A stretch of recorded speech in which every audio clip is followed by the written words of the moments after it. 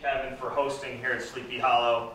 They're going to take us through today, do two about 15 to 20 minute portions on how to utilize technology in your instruction, and then we're going to split up into two groups and go into the two different stations and do some live action, some application so that we can ask questions, see how they work through the programs and things like that. So Nick's going to start us off, then Kevin, and we'll take Q&A and such. So Nick, lead us off.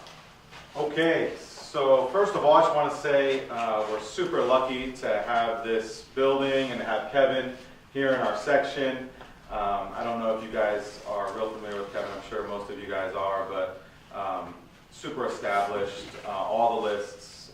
He writes articles for all major publications. He's been doing this for a long time. You're probably looking at close to $100,000 worth of technology in this building, so be careful. I paid for it too. So. Yeah. So this is a great topic because who doesn't have a launch monitor at their club? Anybody not have a launch monitor?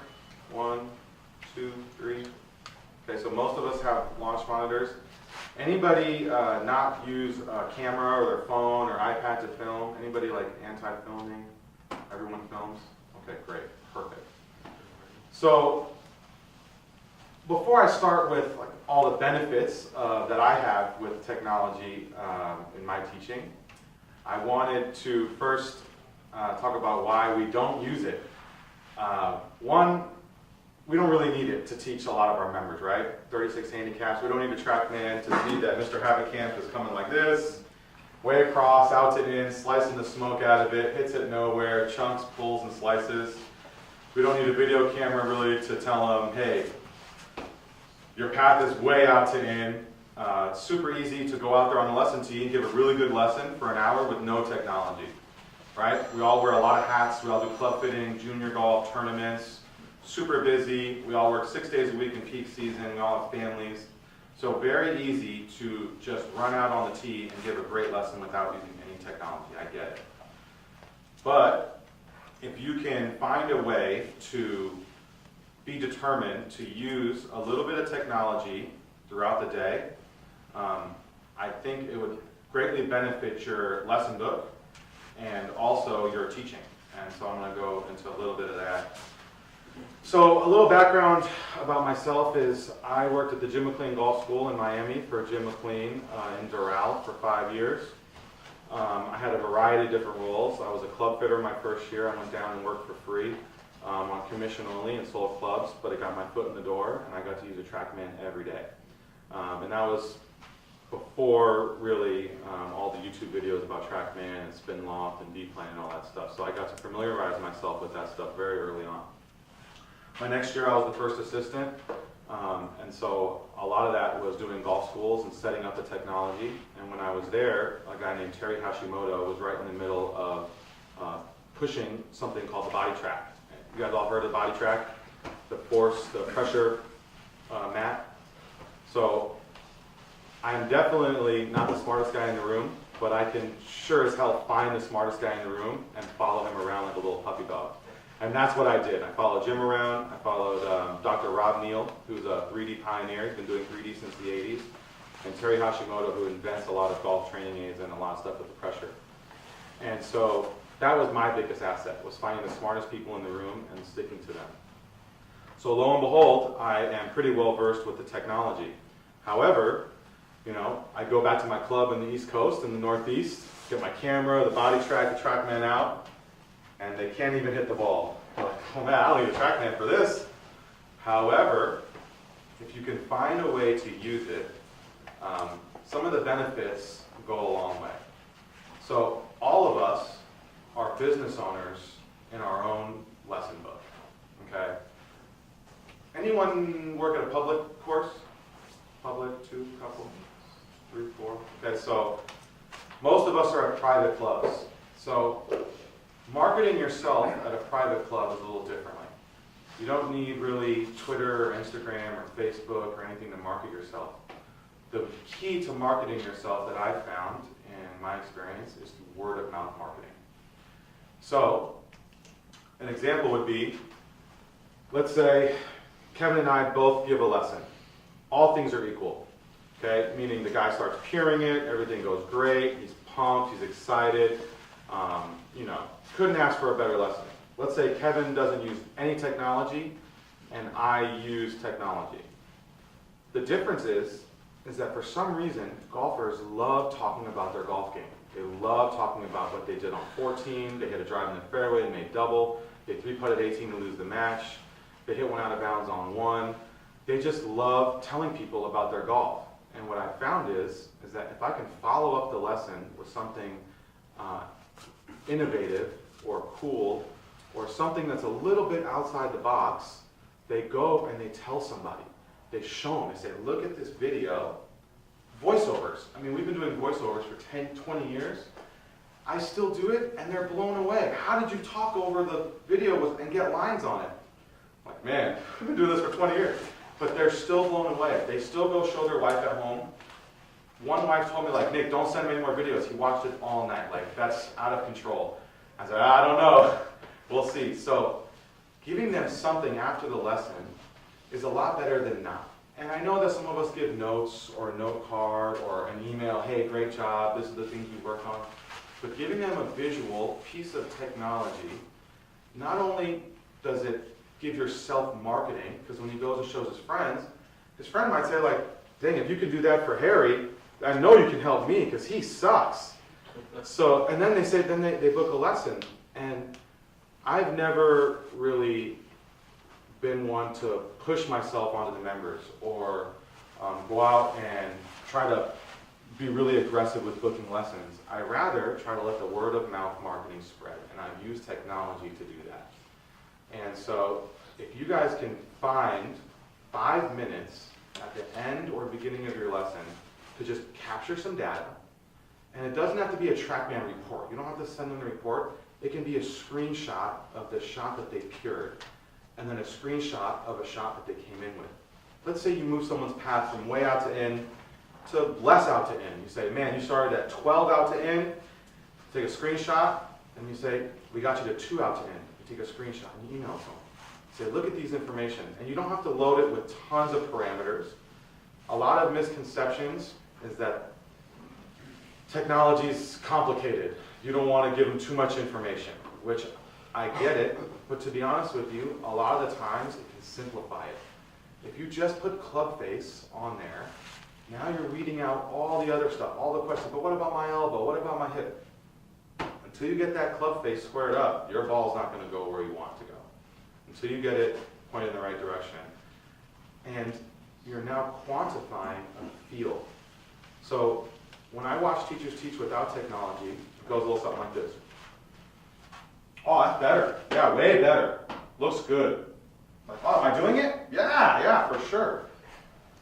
How much? How much? I mean, are they getting a real feel for it? So it's not just, it's good to use it, but there's also stages of how you use it. So I'll go through a little bit of what I do. One is I let them see the numbers right away. So like if the path is way out to in, just like I said, okay, you're going way out to in, I'll say, look, your path is -15. Tough to play golf like that. So we'll say we got to get, maybe -5. Let's try playing a fade instead of the sling and slice. So I'll say, okay, I want you to try to do it on your own. Without me giving you any instruction, I want you to change the path. Say, oh, okay, I got it. That better? -15. Try again. -15. Try again. Then you can go in there and give them a little bit of help. Okay, let's try this. Oh, -10, we're getting somewhere. Boom, they say, oh, this is what -10 feels like. We're getting better, -5. Then I'll take it away. I won't let them see it. And I'll have them tell me, what do you think the path was? And now their brain is turned on and they're learning. They're actually putting a feel with the numerical data that you're capturing. Which, if you don't have the data, will never happen. It's just better. It's very vague language. Yeah, it looks good. Am I doing it? Yeah, a little bit. Even though they're still going like this, but they're trying. And so I think that we're dealing with a very elite group of people at most of these clubs. We're dealing with people who have been highly successful at something. They've put their mind to something, they've worked really hard at it, and they've gotten to a high level. And they are willing to do it. That's why they're taking a lesson. So if you can show them the data and just say, look, it's going to be really hard. This is not an easy change to make, but we're seeing some progress. And then if you can move the needle, and they can say, hey, that one was 0. And they're like, no way, I felt like I came way in now. And say, that's what 0 feels like. That's how skewed your swing is. And that's a huge thing for learning. So that's why I do it. I use technology because I know it helps my marketing. I know it helps my students learn faster. I'm trying to optimize my, at the Jim McLean Golf School, we did 1-day lessons, 2-day lessons, and 3-day lessons. When I was at Greenwich, my book was full of 1-hour lessons. Boom, boom, boom, back to back. Just when you're getting going, time to go play, have fun. Next, come on. And so now you have way less time to spend with someone, and the demand is much higher. They want to get better right away. They're paying big bucks. They have a busy life. They're going to play golf. And I had to do better. And I thought that the technology was being more efficient with my time. So after we go over this, we're going to break into groups and we're going to put our hands on and do some stuff like that. But another benefit to using the technology is that it helps me find the student's sweet spot for learning. So it's not just technique, because I know that right now there's this, this debate of like, oh, don't work on full swing technique, work on skills, just show them, tell them, hey, I need you to launch it low through there, find a way to do it, and you let them find a way to do it. That's great, and you know what? It might work, and that's a cool way to do it, but you can also show them, hey, we need the left wrist more like this, right? Whatever it is that you're working on, but essentially, there's a sweet spot for learning. And that if someone is succeeding too much of the time, they're cruising, they're not getting anywhere. And if someone is not succeeding enough, they're spiraling and they're not getting anywhere. So with better players, I use the TrackMan, and we do distances with the wedges. And I'll say, this needs to land within 6 yards carry of the target, okay? So now all of a sudden, we have something real as opposed to just using your eyes. Oh, looks good, a few yards away, could be close, could be not. But if you say, hey, we're trying to hit an 85-yard shot, we need you to eat between 82 and 88. That's a 6-yard window. If they can do that 5 to 7 times out of 10, you're now in their key sweet spot for learning. That's when they're getting the most out of what they're doing. So it doesn't have to be technique. Technology doesn't mean elbows, wrists, and knees. It means that you're maximizing your time, you're maximizing the student's efforts. Okay, so can you do it without the technology? For sure. But would I like my odds with creating more of a buzz, getting more word-of-mouth marketing, and finding the student's sweet spot for learning more with technology? For sure I would. Okay, so there's tons of benefits to using it. I'm only going to give you a few of why I do it. And just so you guys know, this is not Nick Novak's way. I learned from a lot of really good people. I learned from Kevin, I learned from Jim, I learned from, like I said, I followed the best in the business around like a little puppy dog, and I just shut up and took notes for years.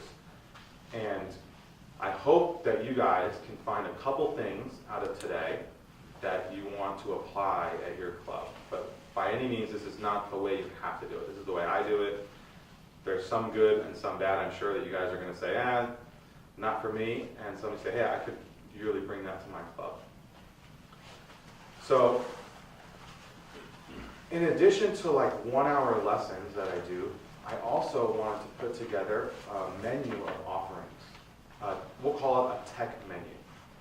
And I did flyers, and I send them out to the members. And one of them is a gap analysis. So they can come, they hit 15 shots with every club, and we weed out the bad ones. Okay, we delete the outliers, so we get a pretty good indication of how far they hit each club. I create a little laminated cheat sheet, tells them the carry and the total on their bag, and I give it to them.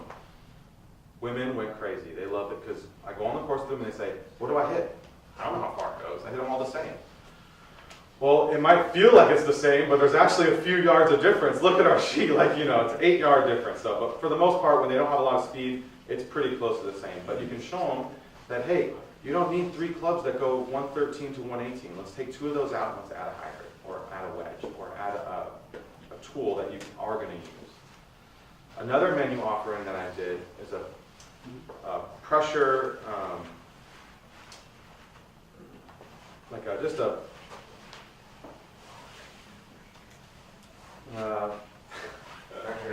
analysis, a pressure. So basically, I say, look, we've measured all the tour players on the body track, and we know what their footwork looks like. Let's see how you stack up. It's kind of cool. We have this really good technology. It's out here every day, and one thing I do is I set it up, all of it, every day. People walk by and they're like, oh, what is that? I mean, they had a flight scope for years, and some of the people say, I didn't know we had a flight scope. Well, it's because it's never out. So I set it up every day. I set the body track up every day. I take the blast off. I set up stuff on the putting green. And so I do a pressure analysis where it's a half hour, it's $60, and they get to see their trace next to a tour player's trace. So for the guy who's like, I don't like lessons, it's too technical, I had a lesson one time, it really messed me up, maybe this might intrigue him. Like, hey, I might want to see my footwork, that's easy. Maybe Nick's not going to talk about elbows and wrists, maybe the last guy messed him up. So we do gap analysis, we do pressure analysis, I do a blast golf analysis, and all these are little half-hour menu offerings. So now I've broadened my mouth to catch people. So now I'm getting the people who are willing to take 1-hour lessons. And by the way, these people who are taking lessons, this is not their first lesson. They're like professional lesson takers. So in their head, they're grading you against other lessons they've had. And they're going, this was good, the other guy was better. And so what I don't want, my biggest fear, is that I give a lesson, let's say I don't use the technology, and they go somewhere else, and the guy shows them the video and gives them a voiceover. And they come home and they're like, oh man, Nick, you should have seen this guy. He drew lines, he sent me a video and right to my phone, text message. I'm like, God, I should have done that. That's what I don't want to happen. Okay, so they want not only a lesson, but you're also trying to give them a world-class experience. A lot of these clubs are top-notch clubs. They're paying big bucks. They could have gone somewhere else. They could have gone somewhere less money. They could have joined a public course. They're busy, they have family, but they want the best. And you don't want them, no offense, going to a golf tech to get a better experience than they're getting at your private country club with big bucks, big budgets, big tools. You don't want them going, well, my brother got me a 6-pack of golf tech because he went there and he said that it was so cool that I had to try it. Because the bottom line is, it's an experience also. I mean, you want them to get better and that stuff, but you don't want them wanting to go off campus to get anything. When I was at Weburn, Sam never wanted to have to go off campus to get anything. I mean, we would steam the shirts because he wanted to put it on right away. That's an experience. I can buy it and put it on, and it's pressed, no wrinkles. And so I think that, as many of us do, we get caught up in doing so many things at the club. We wear so many hats. We're so busy. And we truly don't need the TrackMan for most of the lessons. We don't need the video. We can see it. They're terrible. And we can give them something to work on pretty much with our eyes. And it's really easy to do. So more than anything, it's not the information that I'm going to give you. It's just a commitment to saying, you know what, we have the stuff, the club spent the money, I'm going to use it. And I think what holds us back a little bit is maybe us being a little unsure of the information, that we trust our eyes and say, yeah, I might mess them up with the body track, I'm not really that great with it. There's only one way to get better. Get out there and use it.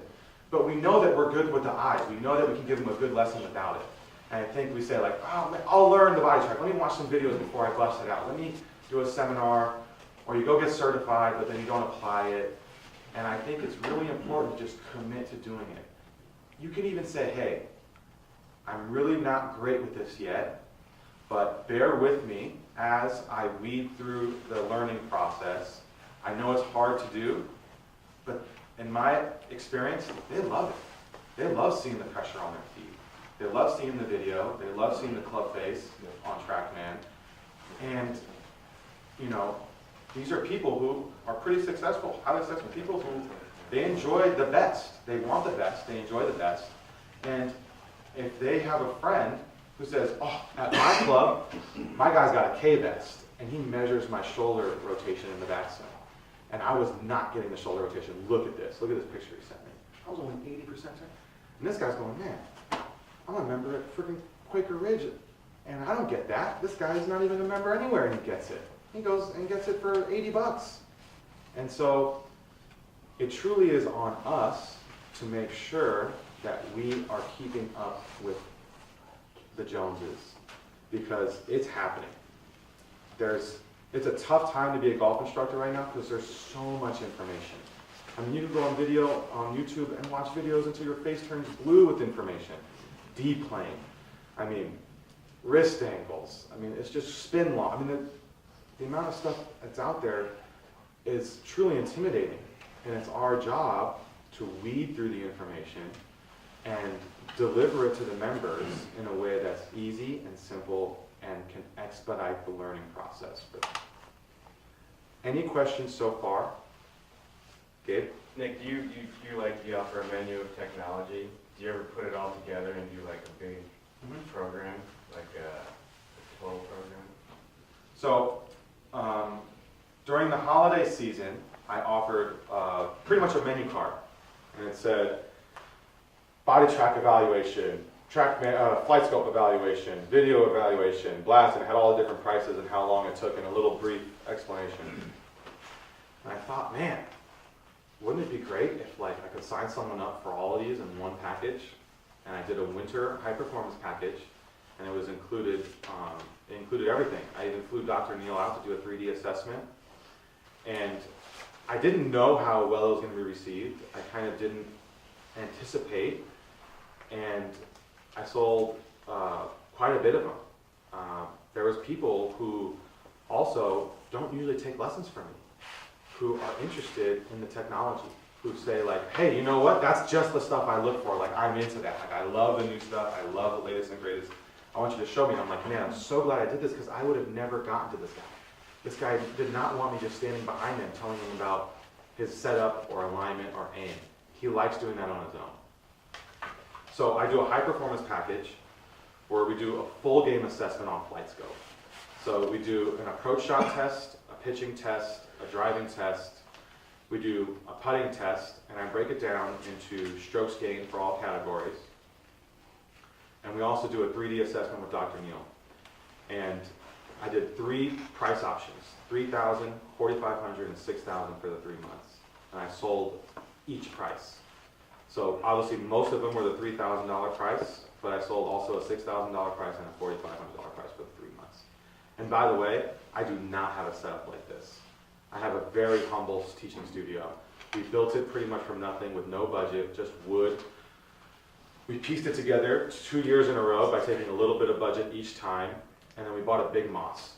And I just measured out 1 foot, 2 foot, all the way to 12 feet on the big moss, and I did it in random order. So they had to hit 1 drive, 1 chip, then 1 putt in random order. So not the same putt over and over. They would do a 3 foot, then a chip, then a drive, then a 6 foot, then a chip, then a drive. And I record the data, but the flight scope records the data for the test and sends you this report with all the graphs, all the strokes gained, everything. I didn't have to do anything except for the putting results.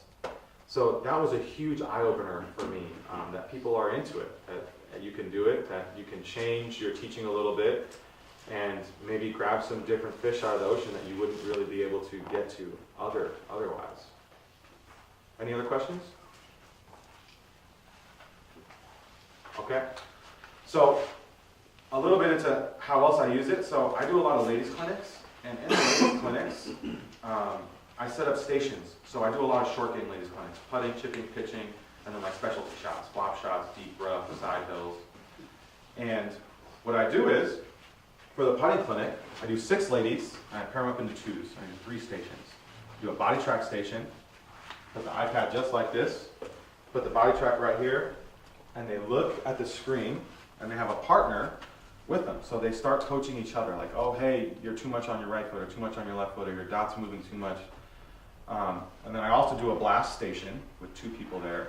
And then I'll do a non-technology station, like an eyeline golf or a chalk line, or the string over the cup, something not technology. It's an hour clinic. They do 20 minutes at each station, and I stand and watch.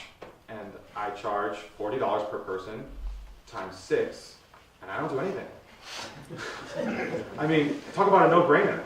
But I didn't invent this. When I got my latest job, I've been director of instruction for the last 2 years at Tuxedo for Chris Muldoon.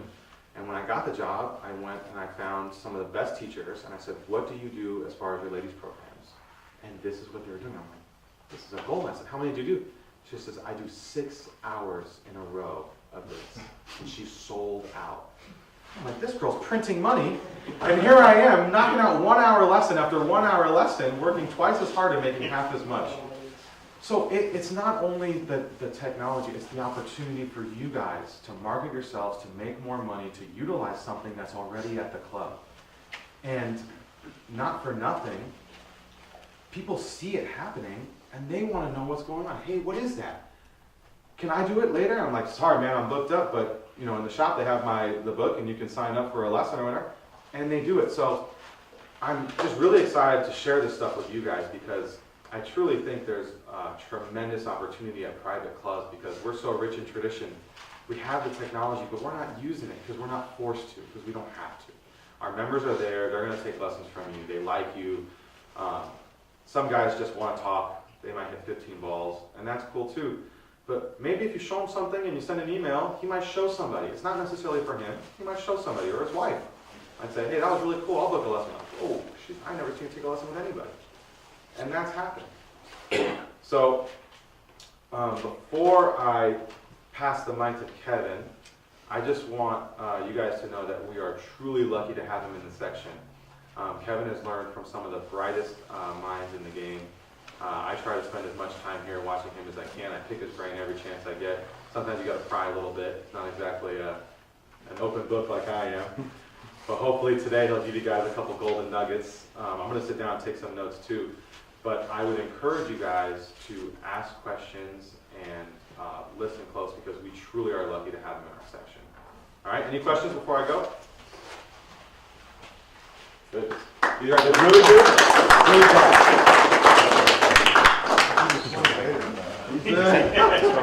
Yeah, Mario. All right. He's really good friends with Mario. Ready? So, Nick, that was great, by the way. Thank you. Kept my interest, which is not easy. So I've been teaching a little bit longer than Nick. I was fortunate enough to start out with Jimmy playing back in 1992, actually here. So, of course, I don't look my age, but I am kind of old. Been around for a while. And I was thinking about, I did the presentation up at the PGA show last week on this same topic, and I started out, if you think back, some of you were probably too young to think back at that point, but in 1998, when the internet kind of came out and stuff, we were always told to never reach out to anybody on the internet, don't talk to anybody on the internet, and don't get in the cars with strangers. Well, what do we do now? So we get on an app, we summon a car from somebody that we don't know, they take us to a location that we've never been to, but we pay for it based on recommendations of people that we don't know. So it's kind of the opposite. So it's kind of, it's a different world. So just a little bit about me. I was Jim's personal assistant for 3 years, which was a unique opportunity. Most people only do it for 6 months. So either I was really good or really bad. I haven't figured out which one yet. But I caught Jim on his way up. So in 1994, he was PGA Teacher of the Year, so he was kind of on the rise. So I got to do everything Jim did. I was right next to him. Seminars, lessons, clinics, talks. So it was a kind of unique experience. Got to watch him. He actually took lessons from other teachers when I was around.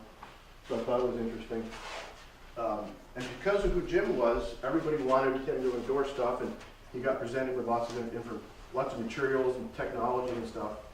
So he built the first, what he called Superstation in 1994.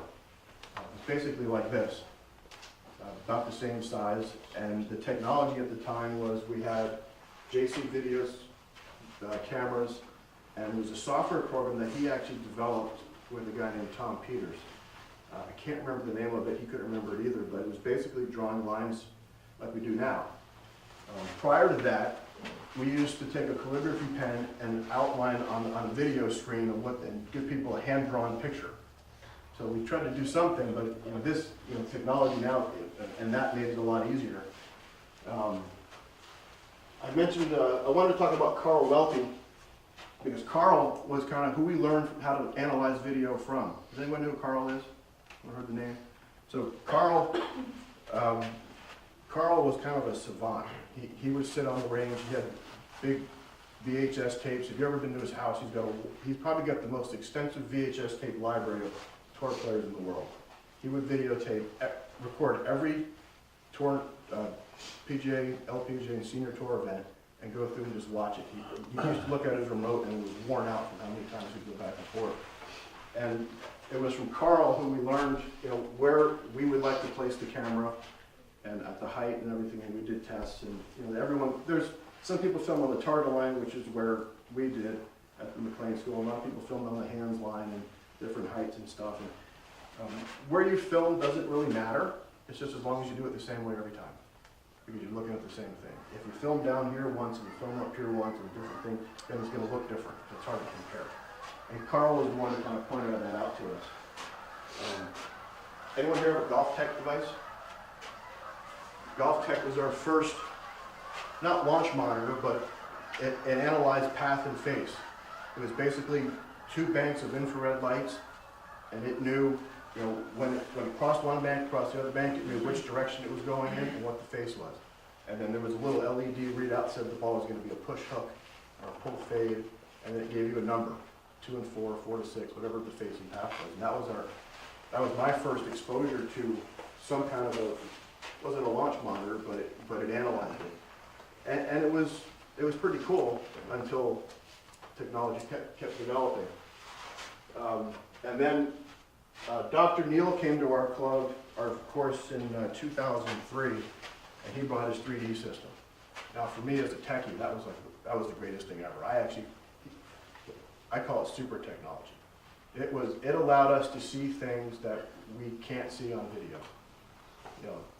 Doc always presented as videos is an X-ray and 3D is an MRI, and you can see a lot with it. So that's a little bit about me. So this is some of the history. I was thinking about the presentation when Andrew asked me when I was presenting at the show, and I'm like, well, let's go back and see what we use. This is what we started with. It's a big VHS camera, gigantic thing, 30 frames, barely get any shutter speed. Things slowly got smaller, smaller, and smaller, and now we're using these last 2 where I use, this is my camera now. And in my bays now we've got these high-speed USB cameras. So it's pretty cool on how technology has changed throughout the years.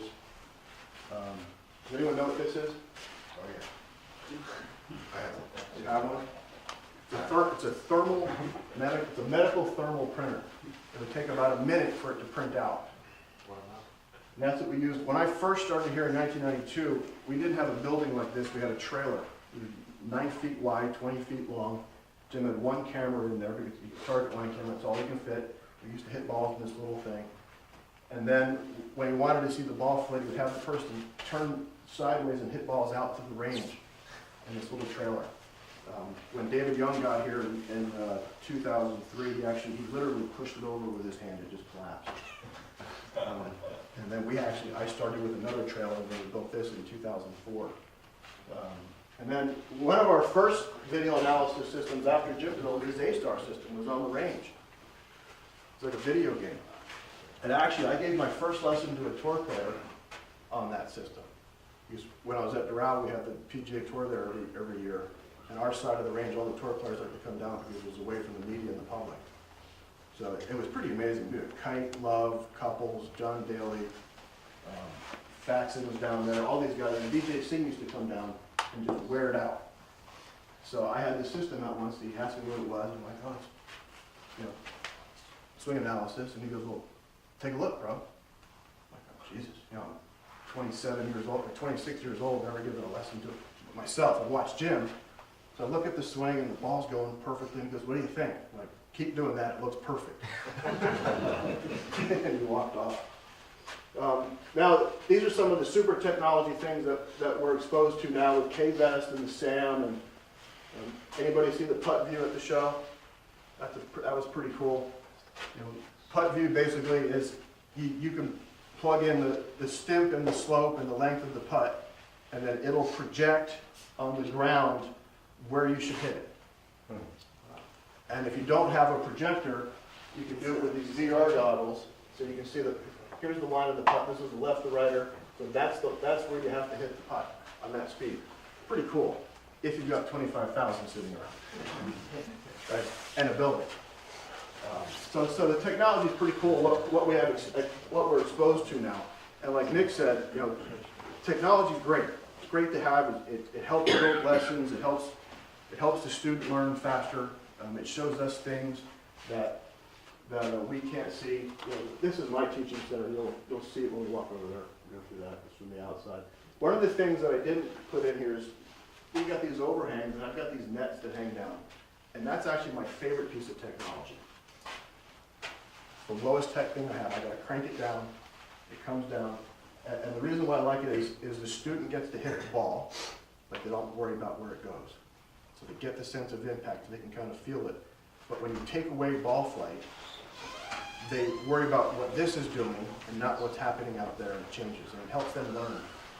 That's one of the things that I've learned, one of the many things I learned from Jim back in the day is he called it the elimination theory. You know, if they're not playing well on the course, take them off the course. You know, if they can't hit a ball in the range, take away the ball. If they still can't, so take away the club. And if they're still struggling, take away their arms. If they get down to that, then just give them a tip. If they can't do their body motion, give them a bowling ball or something. But it's a great way to teach. So, before this pops up, think about how much have you spent? I want you to write it down. How much have you spent on technology? Let's say in the last 10 years. What have you spent? What have you purchased? These are some of the things that I've purchased. And literally, I purchased. My club, we had a jam at the time that was a tight budget and didn't really want to spend anything. It's gotten better, and some of the stuff the club has paid for. Dave's helped me get some stuff. Like this is, it should have popped up by now. That's what I spent out of my own pocket. And it's probably more because I probably forgot about things that I've either tossed or don't use or need training aids. And then I was thinking, well, how much could I have spent? What don't I have that I would like? Well, how about a gears? Gears would be cool. Well, there's 40,000. Putt view would be kind of cool. There's another 25,000. You know, a Swing Cat 3D plate. Another 25,000. So we're almost up to another $100,000 that I could have spent that I'd like to have. And it's you know, I had a buddy of mine used to make a joke with me every year. I'd go to the show and buy something different. And I used to buy things because it used to make my lessons more interesting. You know, I've been teaching for 25 years, and you see enough slicers, it's like, okay, now what? So you buy technology to make it more interesting, and it makes the time go by. So this was the first year. The first year I actually did not spend $1 at the PGA show. My wife was happy. Then I'm thinking, well, maybe I have everything that I need, or I don't need it at all. So some of the things about teaching centers like this and technology is, and Nick kind of touched on this, is like you said, we don't need technology to get people better. We've been doing it before we had technology, and we'll do it as technology gets even better, and who knows where it's going to go. But for the student, it helps them learn, and that's why you have it. Everyone says, I use all this technology, you get real technical with it. And actually, I think it's the opposite. I think the more technology and better you use it, the less technical you get. The more feel it produces in the player. You know, there's different ways to learn. You know, we always talk about telling people what to do. Yeah, you can tell someone they're swinging more to the left. I'm like, okay, they won't do it. But some people don't connect with that, so then you show them. You're swinging this way, and I want you to swing that way. Oh, okay, that makes sense. Still can't do it. So then we're going to give them a feel. You know, we're going to put our hands on the student. Okay? And you got to be careful nowadays, I guess. Before the Me Too thing, which There are a few people that, and maybe we've touched them the wrong way, we've got to be careful, but you have to move people, give them a feel, because when they get a feel of what they're doing, they start to learn it. And then once they get, once they can see it, they can hear it, and they can feel it, well, then you got to make sure they continue to do it. That's what a drill is. Give them a drill to continue to learn. So that's kind of how I teach. And the technology gives you instant feedback, whether it's a visual in the video, or a sound with the biofeedback, or just the numbers are different on whatever device that you're using. So, and that's what kind of helps you feel things. So this is what I feel that tech allows us to do. Tech doesn't teach you, it just spits out numbers. You know, it just gives you a detailed measurement, things that you can't see, or you can't calculate. So you have to, so there's some pitfalls with tech, which I'll get to later. But Nick kind of touched on this. It validates what they're doing. Right? You can't argue with it. If it says the ball went this far, then it went that far. If it says this, if it says your launch angle is this, then that's what it is. The guy that, no, that's not what it is. Well, that's what my $25,000 piece of equipment means. I don't know if you saw this the other day. The PGA Tour, one of the guys from the PGA Tour interviewed Tiger, and Tiger talked about using tech. I kind of highlighted just the things I wanted you to see. That's kind of how I feel. The TrackMan makes you learn things faster, cuts down on the learning curve. And the last thing he said is it validates it. Did you swing more left? Well, it felt like it did. Well, TrackMan says you did, so you must have. Or flight scope. I'm just sorry, I don't want to. But it's pretty interesting. And even at the top level, everyone was like, "Oh, these guys are out there. Oh, you're a tech teacher. You're a tech teacher." Well, I am, but you learn faster and you feel it. So why wouldn't I use it, right? So this kind of confirms what you're feeling and seeing. One of my members here, I was actually a Weber member too, came to me. And he's got this grip that's way over here, and he rolls the face way open, and he swings. It was literally, his swing direction was 20 degrees to the left. You ever tried swinging 20 degrees to the left?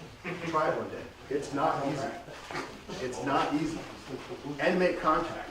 So I was working on with him, and I just wasn't connecting to him. And I said, well, I want you to feel like you swing as far to the right as you can. Actually, we were over there teaching. I said, I want you to swing to the right corner. So he makes a swing, and it went to 10 degrees to the left, because I swung way to the right, didn't I? Like, well, you did, because it was 10 degrees better, because I was still left. After it only took him 5 minutes. At 5 minutes, he got to 0. So he went from swinging from here to here in 5 minutes. Which, this was his quote right here, seeing the changes in numbers made him feel the change in his swing. I can't tell you how many times I hear that, or see it, and I'm sure you guys have done it yourself. You're on TrackMan, you're any one of the devices yourself. So you just, how you use it. So this was a guy, I wanted to show you a couple of examples. He came to me hitting this shot that starts straight and ends up about 20 yards left. Big old hook.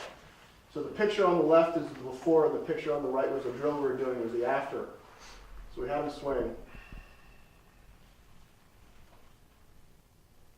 See if you can see any difference. This was the before. Here's it. This ball he hit, it ended up over there. See where the puck comes out. So I had him do a drill, trying to get him to feel different at impact. Because you'll see his TrackMan number. So here's the next swing. This ball started there, ended up at that flag. So it's a little different. He couldn't tell the difference. It felt about the same to him. He saw the difference in the ball flight. But you really can't see much of a difference in the swing, if you look at the swing. If you look at his TrackMan numbers, this was the first swing. So the tap was up, path was 4 degrees to the right. His swing direction was out to the right. The next swing, his attack was 4 degrees down. His club path was a little bit to the left. His phase to path changed. And as soon as you saw the numbers, you started to get a feel for it. So you have to be careful with video. Because video, you can't see attack and path and all that stuff. You just kind of go off to the ball. And that's what he was doing. But when I showed him the numbers, And like Nick says, the light goes on, and all of a sudden, he's like, oh, that's how I gotta do it. You got him to swing, and then I didn't have to do the drill anymore. He was able to perform it properly. Kevin, is that guy gonna say, my club head speed was faster the other way, and my ball speed was faster the other way? He did, and I told him, well, you're doing a drill, and we're trying to learn something different. So things tend to get a little bit slower. Speed actually, he actually ended up hitting it farther with less speed because he applied different dynamic lock to the ball. And he's hitting 5 degrees down more. Why'd you have him close his stance so much? Because I'm trying to get him to swing a little bit more left. So by closing his stance, I make him rotate around his left leg better. And it makes you feel it. Usually, you can do it for both. You want somebody to swing in and out, you can close it. But this way, I forced him to rotate around his left leg, which really changed his swing direction and his angle of attack. So when you analyze someone like Nick does, you get all the data. You get the TrackMan data, you get the KVS data, you put them on stand level. But what do the numbers mean? What are you looking at? So you have to understand what numbers you're looking at. Because like I said, tech doesn't provide an opinion. It's up to you to decide what to work on. Up to you to decide how to teach the player. The technology is just going to spit out numbers. It's not going to say, well, this guy's swinging 6 degrees out to the right, make him swing 6 degrees more to the left. It doesn't do that. So we all have different ways of teaching. And I think that's great. But you have to know what to work on, how to provide the information, and then what is too much information. Would you put all the numbers up on track? There's 26 data points. Would you put them all up? Or would you put up 1 or 2? I kind of do both. Because sometimes the student gets so into the numbers, I put everything up, I confuse it. Don't tell them what you're looking at. Other times you just put up, okay, your path is this, and it's that. So this was a student, he's a 14-year-old kid, and really good ball striker, but his problem is distance. You know, he's literally this tall at 14. You know, my son's this tall. But the kid can play, so he wanted to work on his distance. So if you watch his swing here,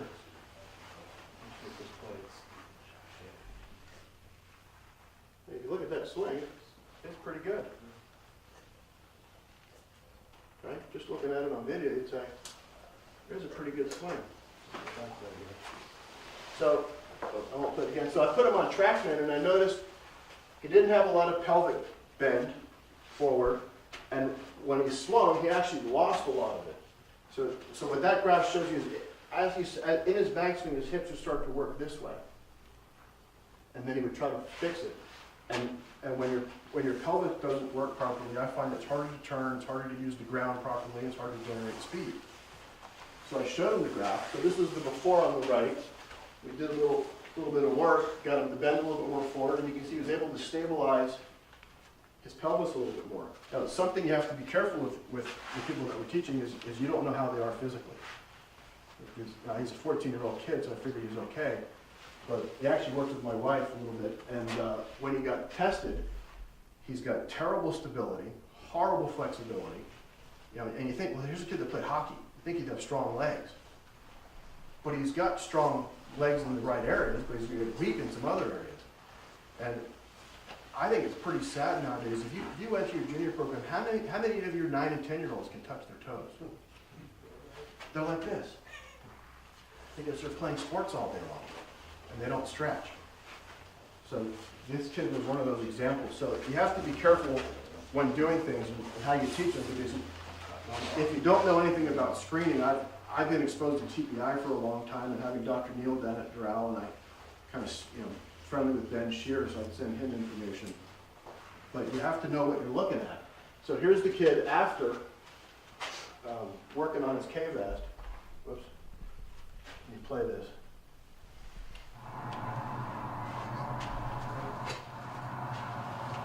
You feel it? Yeah. Better or worse? Good?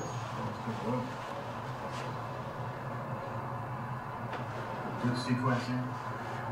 Better with your forecast there. So it's not quite as good. Yeah. Okay. Let's do another one. So tell me, you can stay over there, just tell me how does this help you feel it? I like that because it shows me how much my hips move, and with the sound, it's really easy to tell if I'm continuing to do it throughout the backswing or if I stop doing it. Right. So I'm really liking that, and it actually shows me how I've improved, which is really good. You know, if I had a mic, I'd drop it right there, right? I mean, I asked her before, I said, I'm gonna record this for a presentation, I just want you to say something about it. I couldn't have scripted it any better. So that in a nutshell is it's right there.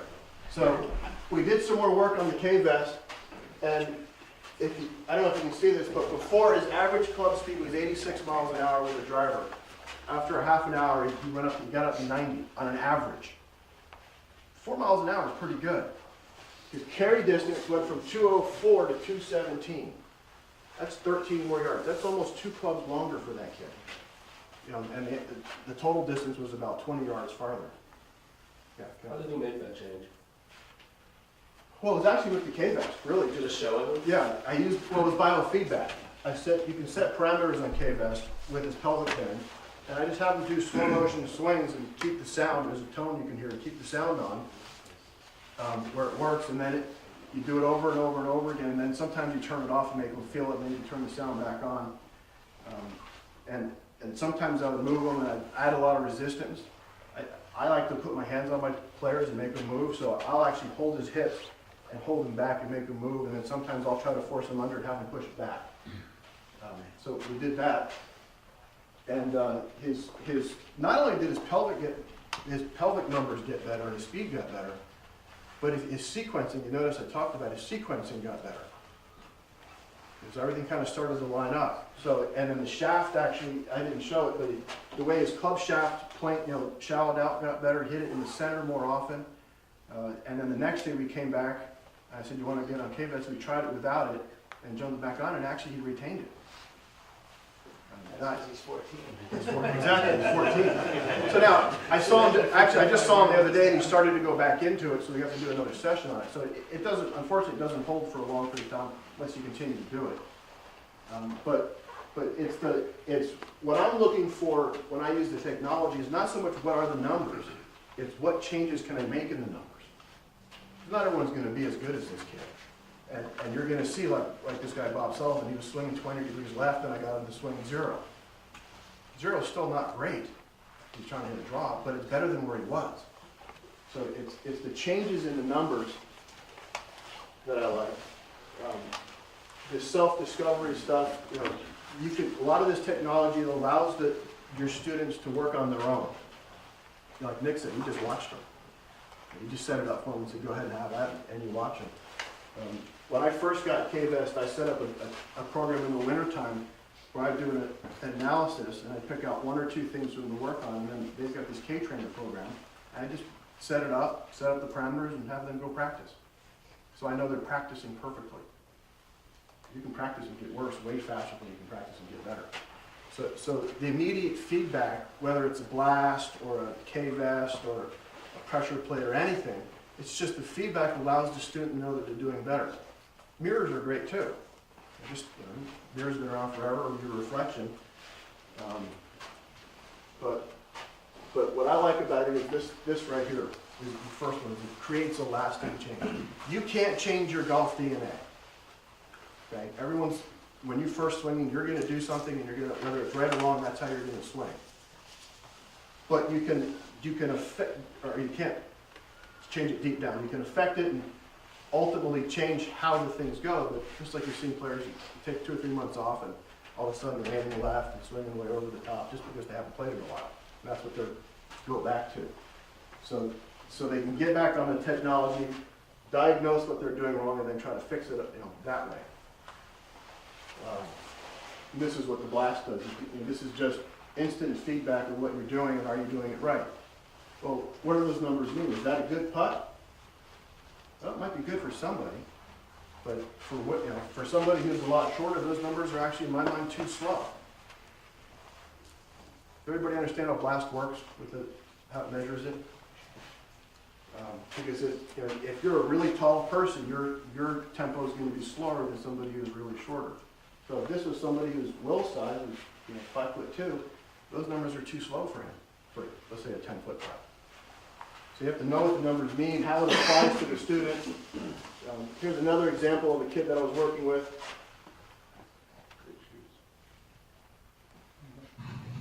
The shoes are a size and a half too big. They're his dad's shoes, but he loved them. So. Impact and stop.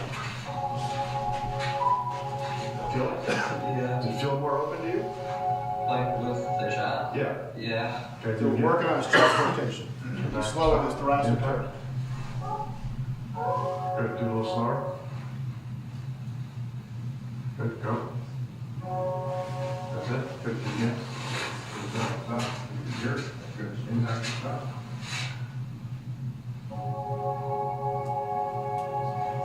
Okay. One more. Good. So I'll put him on the K-vest, and then All right, so left arm parallel. we'll do some other drills. Okay. Impact and stop. Feel it? Yeah. Does it feel more open to you? This was the second time around. We did it without it. Yeah. Okay, do it Came back again. into it. He started to get it more easily. Impact and stop. Impact. And then I jumped in there, and this is without K-vest. So, set up. So I want to see if it can retain it now. Here. Can he feel it on his own? I have the mulch. Load it. Load it. There. That's good. Okay. Do it again. Back. Good. Through. Do that. Yeah. Does that feel the same as using the K-vest? Chest rotation? Right now you can hear the, right now you can hear the tone. Okay. So let me see you do one on your own. Impact and stop. Good. Impact and stop. Yeah, there. Perfect. So that was just easier for him to, to get it, and his numbers did change. So, I kind of touched on this, is it's, what numbers do you look for, what's important to you, and then, like I said, I look for the changes in the numbers. And you have to know, why the numbers change. This was a drill that I do in the wintertime with some of my students. This was a kid, the 5-iron. I told him, I want you to launch it at 3 different trajectories and have the ball land the same distance. So now, again, he's only got 10 feet, 12 feet of ball flight. So he's got to feel it. So the first one was his normal one, okay, 130 feet in the air, carried 207. His second one was lower, and his third one was a little bit higher. He struggles getting the ball up in the air, so that was a great exercise for him. I said, can you feel the difference? He's like, yeah, because he doesn't know how far it's going. He can feel the difference in launching it lower. You can see the ball hit higher or lower. So it helps train the mind a little bit, which is one of the reasons I like working indoors. But then seeing it validated here to him, really helps. I think it just helps the student. So once you get the data, there's tons of data to get, but what does it actually mean? And that's where you have to know what your technology is. I got a TrackMan back in 2000. What was the first year it came out? I got a TrackMan 2, and the title was sent us one.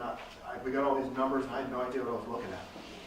I knew what launch meant and what spin meant and whatever, but really, what does it mean to me? How do I change the numbers? So it took me a while to learn. I went to TrackMan seminar. So it's important that you understand what technology you have. You can go out and have your club buy you a TrackMan and you put it down there, and all of a sudden you're teaching. Or you can go buy one yourself. But knowing what the numbers are is really, really important. And then you have to know your student. Like I mentioned about Will, if I didn't know that he was, I won't say physically challenged, but physically challenged because he wasn't stable or whatever, I could actually hurt the kid. The last thing you want to do is have someone not come back. You not see someone for you might as well, I haven't seen you for a while. I took that lesson from him and my back went out. Well, when he assessed him, he got terrible internal rotation going this way, he got tight shoulders, didn't tell me he had hip replacement or whatever. So I think when you first have a student come in, you got to talk to them. What hurts? What's not yours? Do you have new hips? Do you have new knees? Do you have a new shoulder? Any injuries? Maybe do a basic assessment. Just put them in their setup and how much can they turn back? And you can feel it. You'll start to develop how to teach them once once you see what their body can and can't do. Gotta be careful asking them what's not yours too. Yeah. So, I already talked about this, talking about your tech, trying to get through this so we can get teaching. So, one of the things about technology, and Nick didn't touch on this a little bit, is technology helps us build relationships with your members or your clients. I charge a lot for my lessons, and I want to make sure that the student, when they leave, they don't feel like that's it, I'm done. I want them to be able to stay in touch. So these are the three things that I use the most, especially Edufy. Does anybody else here use Edufy? It's relatively inexpensive. I think it's $200 a year. That's an hour or two of your time. But it allows you to, like Nick said, I used to write out notes. I had a file cabinet in there that was 4 things high, and I'd weighed a ton, and it was just handwritten notes to everybody. How many times did your student lose their notes? A lot. And I just had this thing, and a few years ago, one of my interns, the high school kid, he goes, "Why don't you do it digitally?" I'm a tech, I'm like, traditional, I like to handwrite notes, like to leave or something. And then I came up to Edufy, now it's right here. Every time they have a note, it's right here. If they have a question, they can jump on there, shoot me a note. At the end of the day, I start answering questions. It could be a revenue generator for you. If you have, How often do you use the screencast feature? a lot. It could be a revenue generator. Give them, you can ask me 3 questions after the lesson. If you want to send me videos or more, it's $50 a month. Whatever. One of the things that I did here at Sleepy Hollow was I created a Sleepy Hollow team. I always like to do something for the club where it's free. The club provides a lot of stuff for me, and it's a great place to work. And I want to give back to the club. I don't always want them to think they have to pay me for this. So I used to do free game point clinics. I did short game clinics, and I'd get 5, 6 people at a time, but I'd only hit about 20 to 25 people a year. I got 360 golf members who all have families. I got 1,000 people that I'm trying to get to.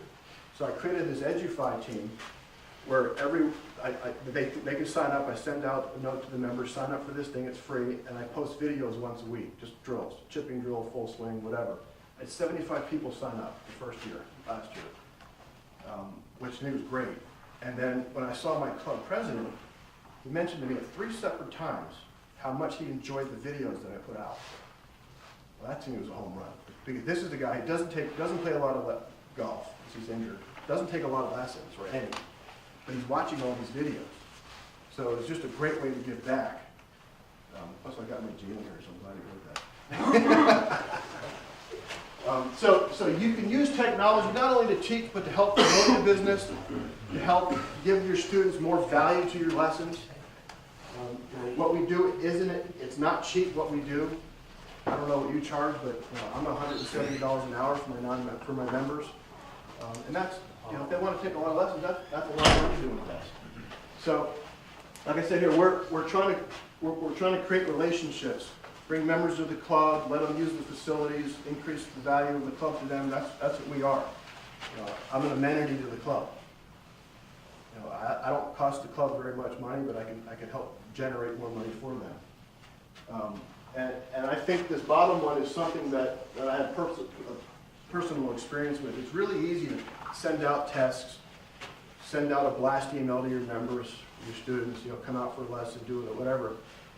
But I think we need to add a little personal touch to it. It takes a little bit of time, but to pick up a phone and call 10 people. I haven't seen you for a while. What's going on? Is everything okay?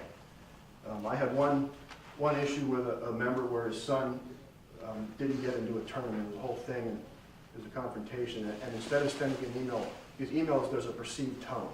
They don't know what you're perceiving, and they perceive the way they want it to. So I called him. And from that point on, I've had a great relationship with that member. No more problem, just because I give the guy a call. So it's something that I try to do every year. My slow days typically are Tuesdays, and I'll get on the phone and call a few people every week and just reach out to them and see how they're doing. Even if they don't pick up, leave a message. It just kind of shows that you're caring. And it's not that easy to do. And I think when we give lessons, you're presenting, you're doing a little mini presentation to everybody. like I'm doing here. I'm trying to keep your interest. You're trying to keep their interest. They have an idea why they're there. They're there because they're not doing something well or really badly. So you know, why are they there? Why do they think they're doing wrong? What are they? You know, I want to know. What are they reading? Nick said, you know, anyone can go on YouTube and you can find 50 different ways to cure a slice. Different ways. You know, which one's right for that person? What are they trying to do? And is it right for them? So you know, we have to sift through a lot of clutter in their minds and stuff. So this is kind of a touchy subject, I think, sometimes, because I've been teaching long enough where I learned to, by the ball flight, the sound of the contact, what I see. And there are teachers now that they don't even look at the ball. They sit on the computer and they look at what the numbers say. I've seen people not even look up once at the student and say, okay, that was to the left, that was to the right, that was good, that was bad. And I said, did you ever look at what the ball's doing? I don't need to, this tells me. And I think that's you know, you can do it that way, but what happens if the power shuts off? Or it doesn't work? What do you do? So, if you ever come to watch me teach, yeah, I'm on the tech a lot, but I actually like to go on the range and go out there and do a lot of work out there, and then come inside. When the student's not getting it, I'll come inside and validate it, show it to them. So when I started learning, you know, I read a lot of books, watched videotapes, read articles, tried to get as much information as I can that way. You know, went to teaching, coaching summits, went to these education seminars, tried to gather as much information so I can learn more, learn different ways. One of the things I try to do is go to teachers that I don't agree with. Right? I mean, not everyone's going to agree with how I teach. I don't agree with how everybody teaches, but I want to know how they do it. So I just have more information. So I think it's important that that you continue to learn, take lessons. You know, I still, when I have time, try to go out and take lessons from other people. I get a lot of people coming for me for a lesson, just to learn how I see things. Because you're going to pick up little tidbits of information from them. And then these are kind of the people that I learned from early on. Went and watched them teach, read their books. That last one was probably one of the most valuable, learning from the tour players. That exposure that I had at Doral was invaluable. Being down there, this close to the top players in the world, listening to what they're doing, listening to Jim talk to them. Actually, we used to have a senior tournament here, and Gary Player used to come down here for like 5 hours, and we'd go through Hogan videos, and just the stories that Mr. Player would tell about his experience with Hogan, playing with Jack, playing with Mr. Palmer, all these different things, just information that you can't read and find that anywhere. So if you're fortunate enough to get in situations like that, definitely take advantage of it. Don't be. I unfortunately was afraid to ask questions back then. I wish I had the time over. I have a list of questions I'd ask them right now. So try to seek from the old guys, and then there's a lot of new great young teachers out there. Go out there and with YouTube and all these things, you could learn a lot just by sitting at home and learn. But don't do that. Don't make that your only way. And then I just want a couple of things to close up here before we go.